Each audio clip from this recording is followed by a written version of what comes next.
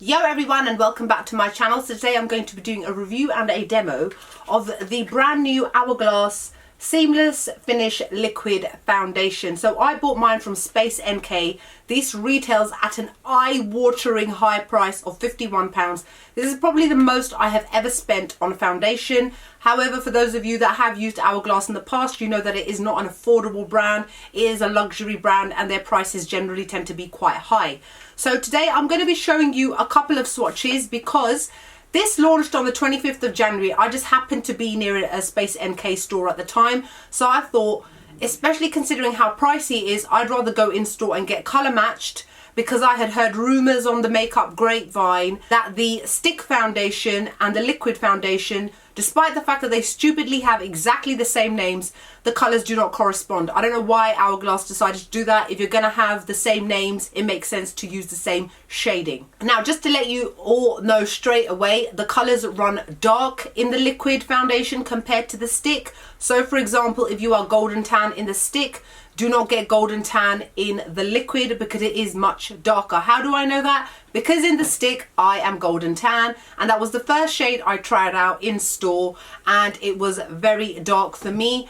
I could see a nice brown ring around my neck as well. If you want proper shade descriptions, go on Temptalia's website, where she has listed Hourglass's shade description compared to what her own version is, and hers is spot on. I will link it below for you guys so that you can check it out yourselves depending on what shade you are interested in buying. So when I was in Space NK, I tried up to 5 different shades. They were all too dark for me. This also oxidizes. The great thing about somewhere like Space NK is, and for those of you that are outside of the UK, Space NK is a store that sells skincare and makeup, but luxury skincare and makeup. I was so apprehensive about spending that much money on a shade that wasn't perfect. They let me walk away with 2 testers. I'm going to be showing those to you today as well. The testers that I've got is Golden Tan, Golden Natural, and then the one that I bought in the end in Sand. Now the funny thing is, I've also got 2 of the stick foundations to show you guys in the shade Golden Tan as well as Golden. Now the first off, Golden, I bought a long time ago when I was in Canada. It's a tiny bit light for me, but only a tiny bit. I can kind of bronze up my face and make it work. So I thought, let me try Golden. Oh my god, it's like somebody had added yellow Homer Simpson shade to the colour. It is so yellow that I don't think that there is anybody who has that skin tone. The thing with this foundation is there is no room for error. It's a high pigment foundation, meaning like with a slightly sheerer one, even one like this, which is a medium to buildable, you can kind of make it work. You can bronze up your face or whatever it is, and it will look fine on you. But something like the liquid foundation, you can't do that. It's so pigmented, it will be very obvious. This is not a kind of foundation for people that like to wear sheer kind of makeup. So the shade Golden was just a no-no. And then I thought, let me try Golden Tan, which is what I wear in the stick range. Now in the stick range,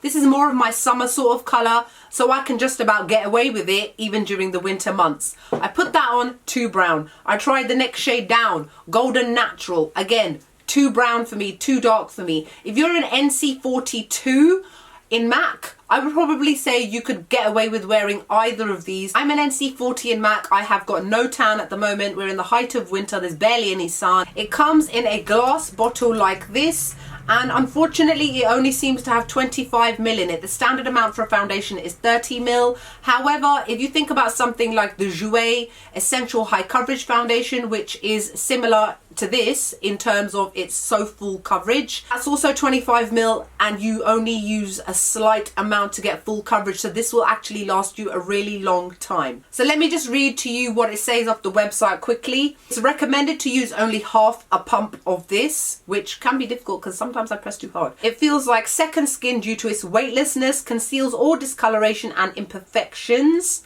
Okay, I don't feel that it gives me that second skin effect personally, but it still looks nice on the skin. And yes, it does conceal all discoloration and imperfections while lasting up to 24 hours with no fade. Now, I've not worn it for 24 hours. I don't think anybody's going to have worn it for 24 hours. I've worn it 14 to 16 hours, and I have to say that it did not fade. It says the innovative formula is also waterproof, transfer proof and sweat proof. I completely disagree. I've got a fluffy hood upstairs on my coat that will disagree because it's got brown around the neck. So again, when you claim things to be transfer proof, please make sure that they are, or just leave that off completely so that we will not be under the assumption that it is something that it's not. Waterproof, I would say so-so. I've been in a little bit of snow wearing this and it didn't seem to move. Sweatproof, well, it's flipping winter. It's like minus temperatures. I can't really test that. I haven't been sweating at all. I'm cold. It says it has light refracting microspheres to help blur and create a soft focused dewy complexion.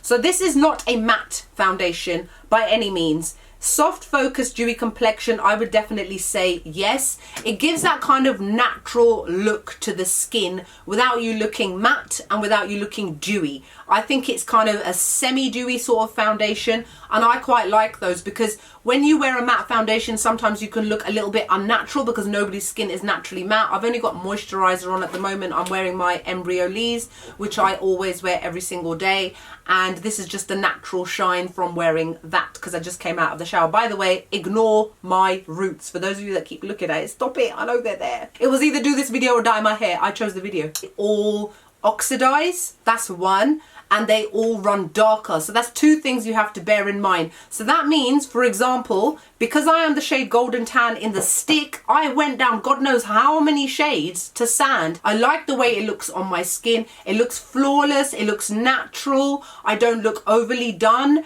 It covers every single imperfection on my face. The one thing that I do have to say is that because, as you guys know, I had a cold quite recently, I've still got a bit of dry skin around my nose. It does kind of bunch up around bits of dry skin, and that's why I have to say, in terms of this in comparison to something like the Jouer one, which is my holy grail full coverage foundation, that foundation does not do that. This one does. So unfortunately this may not reach holy grail status. Just an FYI, I've got normal to combination skin, so I don't really have any areas where I'm quite dry. I'm normal in most areas, and then just around the T-zone is where I tend to get a little bit shiny. Now this foundation, they have said that you don't need to use a primer. However, the box, on the other hand, with the little instruction leaflet inside, says something completely different. For best results, prep complexion with Hourglass Veil Mineral Primer. Well, everybody that's been doing reviews have been doing them without the primer because you guys on your website and everywhere else say you don't need primer, but it very clearly says in here that you do. It even says it on the box. And I'll be honest with you guys, this my moisturizer, which is my everyday moisturizer anyway, doubles up also as a moisturizing mask and a primer, so I use primer anyway. And I've been using my Revolution Mattify Matte and Fix Primer as well. I would personally recommend using primer. I think that that makes it sit on the face a lot more nicely. It makes it glide on much better. I'm not going to do this review without my primer because me, on a day-to-day basis, I always use primer, and I'd rather show you guys a review of the way that I actually use it myself rather than the way that they tell you to use it and then you try that and then you hate it. All right, we will start off with sand first because it's the lighter one. You've got to give it a bit of a shake. It's got a pump on here, and I'm just going to blob out a tiny bit. It's not a runny foundation. It kind of just, it's kind of thick-ish, but still easy to blend out. This does blend out quite nicely.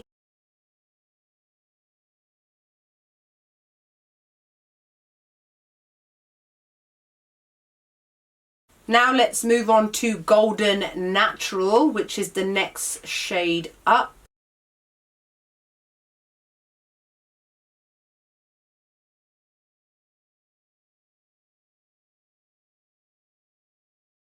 And then last but not least, Golden Tan.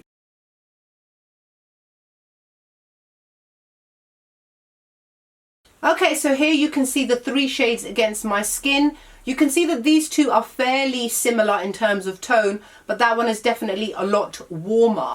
All right, now what I'm going to do is I'm going to whip out Golden Tan in the stick form, so you can see it here.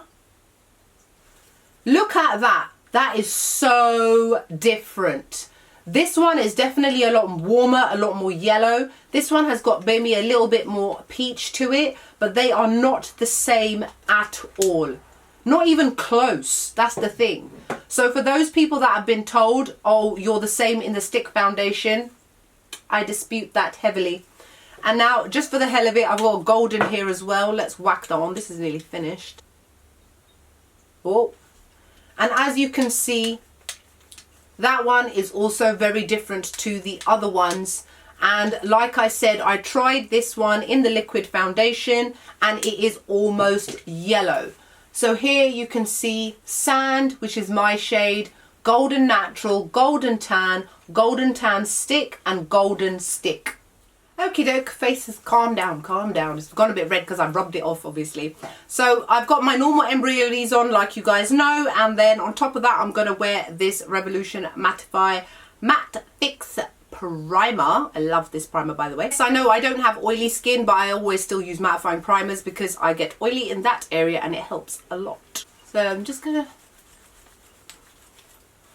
generously apply it to my face. This ring is interfering with my finger movements, stupid ring.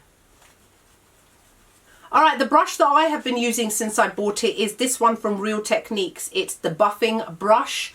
I find that something which has got a little bit more give to it applies it a lot better. A beauty blender, a damp one, is just going to soak in part of the product and it's going to sheer it out. If you're wearing a full coverage foundation, why are you then going to try and sheer it out? Buy a medium coverage foundation. Don't make sense to me. This makes the product apply very smoothly and evenly, and it's not too dense as well. I think dense ones work a lot better with more liquidy foundations because there's a lot more movement needed. So what we're going to do now is I'm going to take a pump, half a pump, I don't know. I'll just dot it all over my face so you guys can see. Alright, so it's all gone, that half a pump. Bearing in mind that it's a full coverage foundation, don't forget also, don't apply it to areas where you don't need so much more coverage. I need more coverage on my cheeks. Look how red they are right now.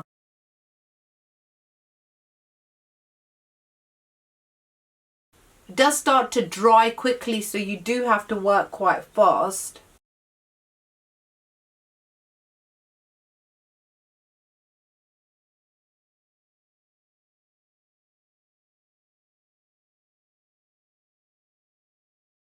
Okay, there you can see that was half a pump. It has covered my entire face. However, I do feel that a lot of the reviews that I've seen have been people who've got pretty much perfect skin anyway. I'm clearly kind of red right now. I think because I'm sitting next to the heater because it's like -1 outside. My face feels kind of hot.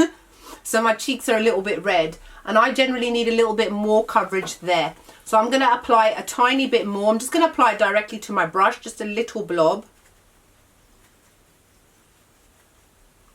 And you can see it blends beautifully. It hasn't got much of a smell to it.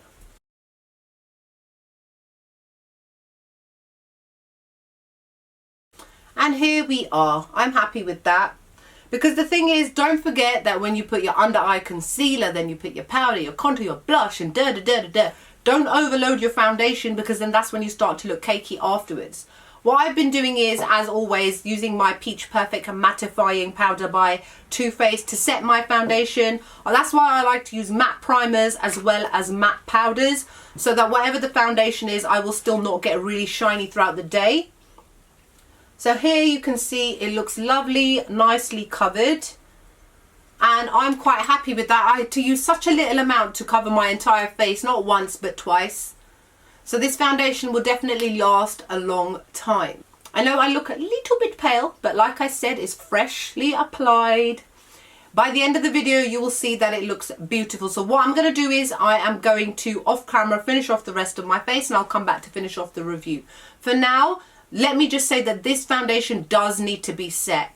Even after leaving it for half an hour and checking, my face feels not tacky, but I can still feel the foundation needs to be set. It doesn't feel smooth and velvety soft. Okay, I'm back. Rest of my makeup is done. Just for reference, on my lips I'm wearing Stila's Aria Classic.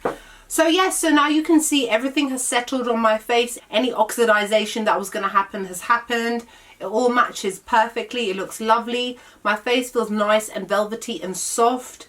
It moves nicely. I don't find that I get any patchiness, and that's probably because I use primer as well as a setting powder on top. Altogether there are 32 shades, but overall I really quite like this foundation. I don't think it's the best full coverage foundation I have. I still love my Jouer one more than Life itself, especially because it's got a hyaluronic acid in it as well, which is great for the skin. I would probably give this an 8 out of 10. I think that it performs beautifully on the skin. I think that it would work well definitely for people who've got oily skin, normal skin, combination skin. If you've got dry skin, I would definitely suggest making sure that you have moisturized your skin quite a lot, exfoliated if you have any random dry patches, and then I think that it definitely won't catch on any kind of texture or dryness. I don't find that it emphasizes my texture either, and I have got textured skin. I think that it gives a nice, even, a very flattering kind of look to the skin. I also find that it's one of those slow burning kind of foundations. It's one of those ones that throughout the day your skin looks nicer and nicer and nicer. Once the natural oils in your skin come through, it really gives that very natural, flawless finish, which we all obviously want. And that's it. So I hope you guys enjoyed this review. Like, comment, make sure you subscribe. Let me know what your thoughts are. Are you going to get it? Have you thought about getting it? Or you're still not too sure? Other than that, I hope you guys are wonderful and great and have a fabulous day. And I'll see you all in the next video. Bye.